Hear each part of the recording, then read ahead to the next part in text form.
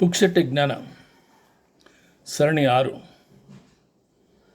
ಗೆಳೆಯರೆಲ್ಲರಿಗೂ ಸುಸ್ವಾಗತ.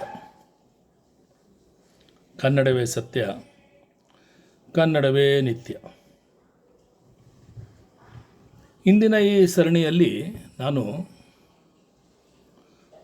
ಕರ್ಮಫಲ ಮತ್ತು ಅದರ ಪ್ರಭಾವದ ಬಗ್ಗೆ ಚರ್ಚೆ ಮಾಡಬೇಕು ಅಂತ ಅಂದ್ಕೊಂಡಿದ್ದೀನಿ.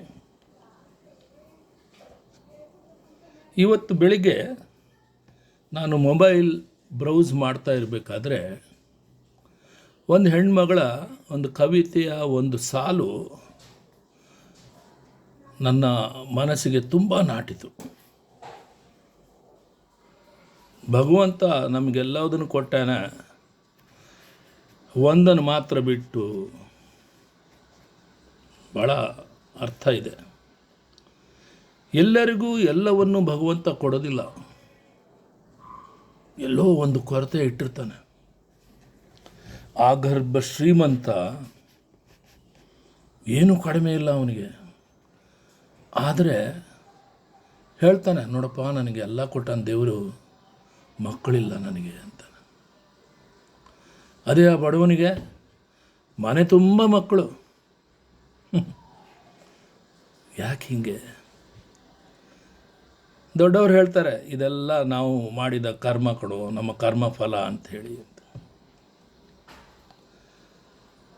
ಬಡವನಿಗೆ ಹಣದ ಕೊರತೆ, ಶ್ರೀಮಂತನಿಗೆ ಆರೋಗ್ಯ, ಸುಖ, ಶಾಂತಿಯ ಕೊರತೆ. ಬಡವನಿಗೆ ಸಂತೆಯಲ್ಲೂ ನಿದ್ದೆ, ಸಾಹುಕಾರನಿಗೆ ಸುಖ ನಿದ್ದೆಯೇ ಒಂದು ಕನಸು. ಇದುವೇ ಜೀವನದ ಸತ್ಯ. ನಾವು ಇದರಿಂದ ಹೊರಬರಲು ಪ್ರಯತ್ನ ಮಾಡಿದರೂ ಕೂಡ ಆಗ್ತಾ ಇಲ್ಲ. ಕಾರಣ ಏನಂದರೆ, ಮಾತಿಗೂ ಹೆಜ್ಜೆ ಹೆಜ್ಜೆಗೂ ಬಂದ ಕಷ್ಟವನ್ನು ಯಾವಾಗ ನಾವು ಸಹಿಸೋಕ್ಕಾಗಲ್ವೋ ಆವಾಗ ಇದೆಲ್ಲ ನನ್ನ ಕರ್ಮ ಅಂತ ಹೇಳ್ತೀವಿ. ಗೆಳೆಯರೇ, ಈ ಕರ್ಮಫಲದ ಜಾಲದಲ್ಲಿ ಸಿಕ್ಕಿರುವ ನಾವು ಯಾವುದಾದರೂ ಒಂದಲ್ಲ ಒಂದು ಕೊರತೆಯಿಂದ ಪರದಾಡುತ್ತಿದ್ದೇವೆ.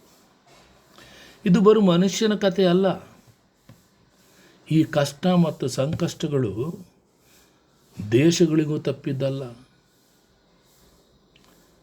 ನೋಡಿ, ನಮ್ಮ ಕಣ್ಣ ಎದುರಿಗೆ ನಮ್ಮ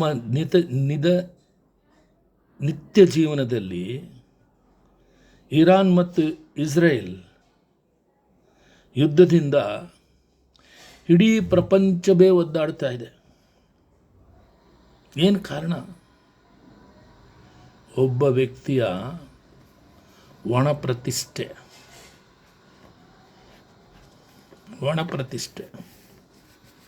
ತಾನು ಏನು ಬೇಕಾದರೂ ಮಾಡಬಲ್ಲ ಎಂಬ ಒಂದು ಗುಮಾನಿ, ಗರ್ವ ಅಂತಲೇ ಹೇಳ್ಬೋದು. ಅದುವೇ ಈ ಎರಡು ದೇಶಗಳ ಯುದ್ಧಕ್ಕೆ ಕಾರಣ, ವಿನಾಶಕ್ಕೆ ಆಗಿರುವಂಥ ಹಾದಿ. ಇಡೀ ಜಗತ್ತಿನ ದೇಶಗಳಿಗೆ ಅದರ ಪ್ರಭಾವ ಬಹಳ ಕೆಟ್ಟದಾಗಿ ಒದಗಿ ಬಂದಿದೆ. ಆ ಅದ್ಭುತ ಶಕ್ತಿ, ಏನು ದೇವರು ಅಂತ ಹೇಳ್ತೀವಲ್ಲ, ಆಲ್ಮೈಟಿ, ಆಮ್ನಿ ಪ್ರೆಸೆಂಟ್, ನಮಗೆಲ್ಲ ತಿಳಿ ಹೇಳ್ತಾ ಇರೋದು ಏನೆಂದರೆ, ಕೂಡಿ ಬಾಳಿದರೆ ಸ್ವರ್ಗ ಸುಖ. ನಮ್ಮಲ್ಲೇ ಇರುವ ದ್ವೇಷ ಭಾವನೆ, ಕಚ್ಚಾಟ ನಮ್ಮ ವಿನಾಶಕ್ಕೆ ಕಾರಣವಾಗುತ್ತದೆ. ಗೆಳೆಯರೇ, ಈಗಲೂ ಯುದ್ಧ ನಿಲ್ಲಿಸುವ ಸುಬುದ್ಧಿಯನ್ನು ಆ ಆಮ್ನಿ ಪ್ರೆಸೆಂಟ್, ಆಲ್ಮೈಟಿ ಈ ಎರಡು ರಾಷ್ಟ್ರಗಳ ನಾಯಕರಿಗೆ ನೀಡಲಿ. ಪುಕ್ಷಟ್ಟೆ ಜ್ಞಾನ ಬಹಳ ಗಂಭೀರವಾಗಿ ಯೋಚನೆ ಮಾಡಿದ್ದೇನೆಂದರೆ, ಯುದ್ಧವು ಯಾವುದಕ್ಕೂ ಉತ್ತರವಲ್ಲ. ಯುದ್ಧದಿಂದ ಎಂದಿಗೂ ನಮ್ಮ ಸಮಸ್ಯೆಗಳು ಮತ್ತು ಅವುಗಳಿಗೆ ಪರಿಹಾರ ನೀಡುವ ಹಾದಿಯಲ್ಲ. ಅದು ವಿನಾಶದ ದಾರಿಯೇ ಹೊರತು ಶಾಂತಿಯ ಪಥವಲ್ಲ. ಮತ್ತೆ ಬರ್ತೀನಿ. ಸರ್ವೇ ಜನ ಸುಖಿನೋ ಭವಂತು.